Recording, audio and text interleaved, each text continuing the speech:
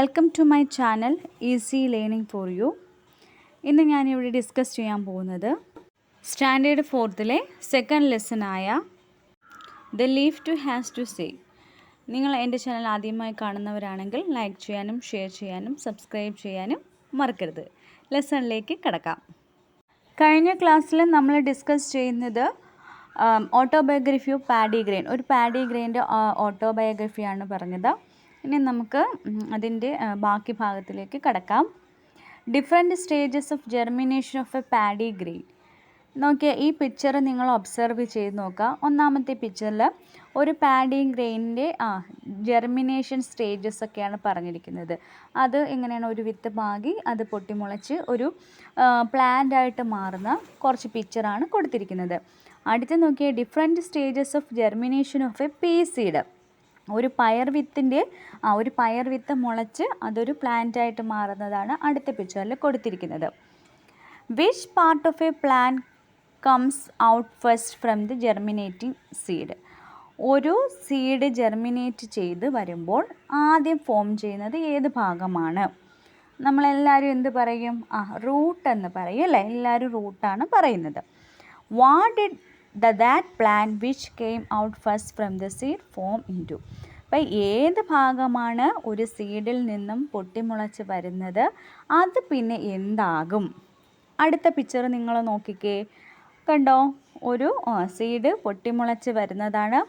ആ പിക്ചറിൽ രണ്ട് അടയാളപ്പെടുത്തിയിരിക്കുന്നുണ്ട്, ഒന്ന് റാഡിക്കിളും ഒന്ന് പ്ലിമ്യൂളും. Did the part that came out first grow in to root. അപ്പോൾ ഏത് ഭാഗമാണ് ആദ്യം പൊട്ടിമുളച്ച് റൂട്ടായിട്ട് മാറുന്നത്? ഏത് ഭാഗമാണ്? റാഡിക്കിളാണ്. ഉണ്ടാവും. ഈ റാഡിക്കിളാണ് എന്ത് ചെയ്യുന്നത്? ആദ്യം ഫോം ചെയ്യുന്ന റാഡിക്കിളാണ്. ആ റാഡിക്കിളാണ് വളർന്ന് റൂട്ടായിട്ട് മാറുന്നത്. മനസ്സിലായോ? The part that comes out first from the seed is called radical. ഒരു സീഡ് മുളച്ചിട്ട് ആദ്യം വരുന്ന ഭാഗമാണ് റാഡിക്കിൾ. ആ റാഡിക്കിൾ വളർന്നാണ് റൂട്ടായിട്ട് മാറുന്നത്. The part that comes out after the radical become the stem of the plants. പിന്നെ അതിന് ശേഷം വരുന്ന റാഡിക്കിളിന് ശേഷം വളർന്നു വരുന്ന അടുത്ത ഭാഗമാണ് സ്റ്റെം. Observe the picture. ഈ പിക്ചർ നിങ്ങളൊന്ന് ഒബ്സർവ് ചെയ്ത് നോക്കിയേ. It is the plumule that grow in to the stem. Root കഴിഞ്ഞിട്ട് റാഡിക്കിൾ കഴിഞ്ഞിട്ട് അടുത്ത ഭാഗമാണ് ഒരു സ്റ്റെം ലൈക്ക് പോർഷൻ വരും. അതാണ് പ്ലിമ്യൂൾ. ഈ പ്ലിമ്യൂളാണ് എന്ത് ചെയ്യുന്നത്? വളർന്ന് സ്റ്റെമ്മായിട്ട് മാറുന്നത്. From where did the radicle and plumule get food to germinate. ഈ റാഡിക്കിളിനും പ്ലിമ്യൂളിനും ഈ ജെർമിനേറ്റ് ചെയ്യുന്നതിന് ഫുഡ് എവിടെ നിന്നാണ് കിട്ടുന്നത്? Have you thought about this? നിങ്ങൾ ഇതിനെക്കുറിച്ച് ചിന്തിച്ച് നോക്കിയിട്ടുണ്ടോ? Didn't you see the radicle and the plumule in the picture? Which is the part seen beside this? നിങ്ങൾ ആ ചെടിയുടെ റാഡിക്കിളും പ്ലിമ്യൂളും ഈ പടം നിങ്ങൾ കണ്ടു. ഈ റാഡിക്കിളും പ്ലിമ്യൂളും കൂടാതെ വേറെ ഏത് ഭാഗം ഈ പ്ലാന്റിനുണ്ട്? The thick leaf-like part seen in the plumule of the germinating pea seeds is called cotyledons. അതായത് ഒരു പീ സീഡ് ജെർമിനേറ്റ് ചെയ്യുമ്പോഴത്തേക്ക് ആ പ്ലിമ്യൂളിൽ ഒരു കട്ടിയുള്ള ലീഫ് ലൈക്ക് പാർട്ട് കാണും. അതിന് പറയുന്ന പേരാണ് cotyledon. The food required for a seed to germinate is stored in the cotyledon. അപ്പം ഈ ഫുഡെല്ലാം കൂടെ, ഒരു സീഡിലേക്കുള്ള ഒരു ഫുഡെല്ലാം കൂടെ ശേഖരിച്ച് വെച്ചിരിക്കുന്നത് എവിടെയാണ്? ഈ കോട്ടിലിഡനിലാണ്. ഈ പിക്ചറിൽ കണ്ടോ കോട്ടിലിഡൻസ്? കണ്ടോ? The plant uses the food in the cotyledons. ഈ കോട്ടിലിഡൻസിലുള്ള ഫുഡാണ് എന്ത് ചെയ്യുന്നത്? ഈ പ്ലാന്റ് ആദ്യം യൂസ് ചെയ്യുന്നത്. So the cotyledon string and decrease in size as the plant gross. ഒരു പ്ലാന്റ് വളർന്നു വരുന്നതനുസരിച്ച് ഈ കോട്ടിലിഡൻസ് ചുരുങ്ങി സൈസൊക്കെ ചെറുതായിട്ട് മാറും. The plant gross using the food in the cotyledon till it prepare it's on food. ആദ്യം ഈ പ്ലാന്റ് വളരാൻ വേണ്ടിയിട്ടുള്ള ഫുഡ് കോട്ടിലിഡനിൽ നിന്ന് എടുത്തിട്ട് ലാസ്റ്റ് എന്ത് ചെയ്യും? അത് സ്വന്തമായിട്ട് ഫുഡ് പ്രിപ്പയർ ചെയ്യാനുള്ള കഴിവതിന് കിട്ടും. Do you see 2 cotyledons in a paddy grain also? ഒരു പാഡി ഗ്രെയിനിൽ 2 കോട്ടിലിഡൻസ് ഉണ്ടോ? There is only 1 cotyledons in the paddy grain. ഒരു നെൽവിത്തിന് 1 കോട്ടിലിഡൻസ് മാത്രമേ ഉള്ളൂ. Plants having only 1 cotyledon are called monocotyledons plants.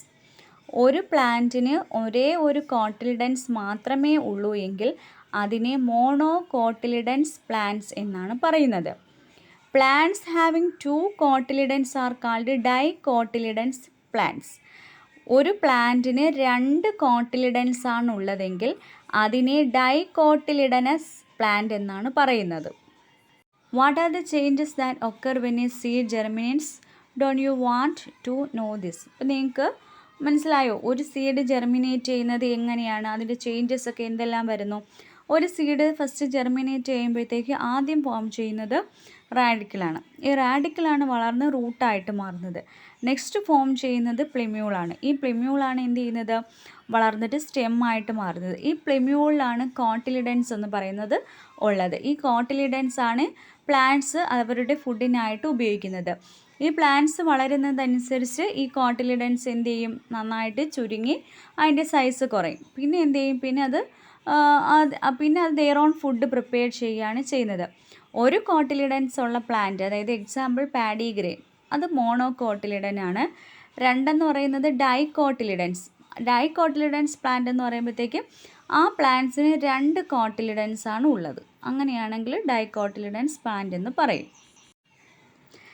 Germinate a few seeds of a paddy, pea, groundnut, wheat, tina, foxtail millet and maize. Observe them for 2 weeks. ഒരു seed, ഇത്രയും ഈ പറഞ്ഞ seeds എല്ലാം കുറച്ച് സീഡ്സ് എടുത്തിട്ട് germinate ചെയ്യുന്നത് നമ്മൾ 2 ആഴ്ച ഒബ്സർവ് ചെയ്ത് നോക്കുക. Note down their changes daily in the environment diary. നിങ്ങൾ അതിൻ്റെ ചേഞ്ചസ് നോക്കിയിട്ട് എൻവയോൺമെൻറ്റ് ഡയറിയിൽ എഴുതുക. Which are the plants that have 1 cotyledon and this that have 2 cotyledon, list them. എന്നിട്ട് അതിൽ കോട്ടിലിഡൻസ് നിങ്ങൾ ചോദിക്കുക. ഒരു കോട്ടിലിഡൻ ആണെങ്കിൽ ഉള്ള പ്ലാന്റ്സിന് നിങ്ങൾ എന്ത് ചെയ്യുക, പേര് എഴുതുക. 2 കോട്ടിലിഡൻസ് ഉള്ള പ്ലാന്റിൻ്റെ പേര് എഴുതുക. ലിസ്റ്റ് ദം, അതിനെ ലിസ്റ്റാക്കി ചെയ്യുക. Let us now create a table showing the root system, venation and number of cotyledons of plants we observed.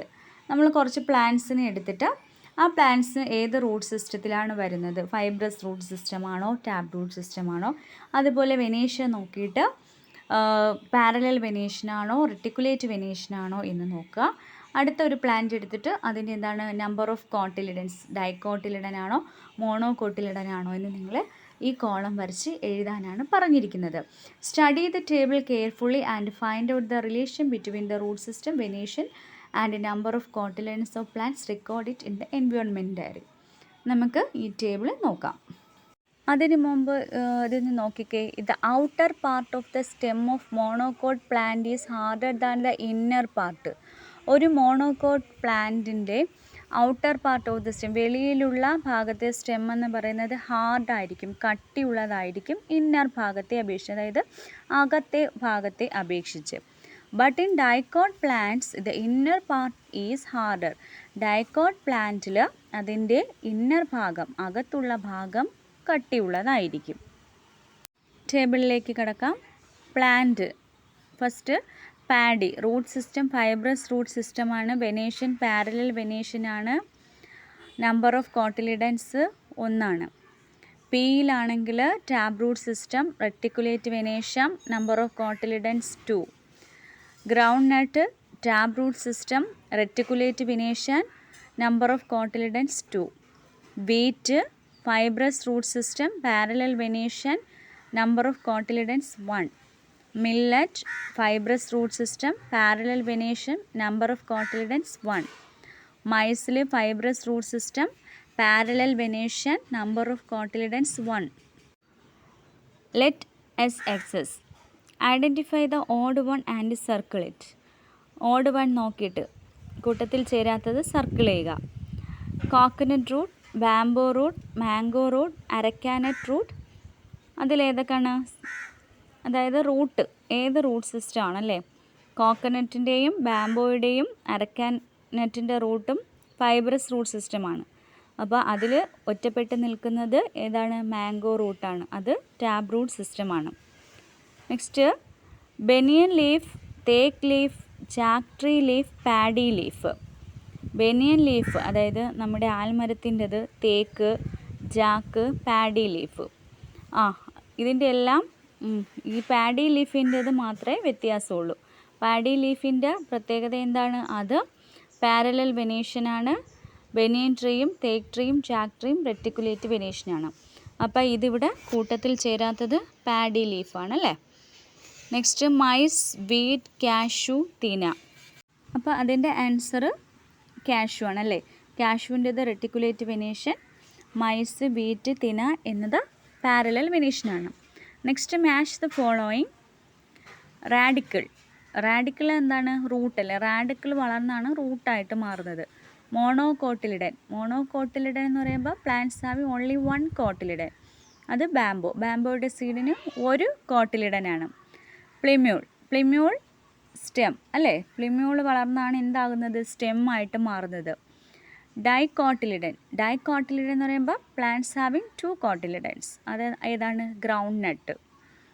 Next explain the differences between the root system of plants. നമ്മളിത് പറഞ്ഞിട്ടുണ്ട്, നിങ്ങൾ ആ വീഡിയോ കണ്ട് ചെയ്യുക. Tap റൂട്ട് സിസ്റ്റവും fibrous റൂട്ട് സിസ്റ്റവും തമ്മിലുള്ള പ്രത്യേകതകൾ. Observe the leaves of mango tree, jack tree, bamboo, paddy, തേക്ക് and coconut tree and classify them into based on the venation. അത് നമ്മൾ ചെയ്തിട്ടുണ്ട് അല്ലേ. വെനേഷൻ അനുസരിച്ച് ഇതിൻ്റെ ക്ലാസിഫിക്കേഷൻ ചെയ്യുക. മാംഗോ, ജാക്ക്, ബാംബോ, പാഡി, തേക്ക്, കോക്കനട്ട് ട്രീ. മാംഗോയുടെ ഏത് വെനേഷനാണ്? മാംഗോയുടേത് റെറ്റിക്കുലേറ്റ് വെനേഷനാണ്. ജാക്ക് ട്രീയുടേതും റെറ്റിക്കുലേറ്റ് വെനേഷൻ, ബാംബോയുടെ parallel venation, paddy parallel venation, തേക്ക് reticulate venation, coconut parallel venation. Okay. How will you distinguish between monocot and dicot? Monocot പ്ലാന്റും ഡൈക്കോട്ട് പ്ലാന്റും എന്താണെന്ന് അറിയാലോ. മോണോകോട്ട് ആണെങ്കിൽ plants have only 1 cotyledon. Dicot ആണെങ്കിൽ plants have 2 cotyledons. Give examples of monocotyledon. മോണോകോട്ടിലിഡൻസിന് examples എന്തൊക്കെയാണ്? Paddy, wheat, maize, അതൊക്കെയാണ് examples.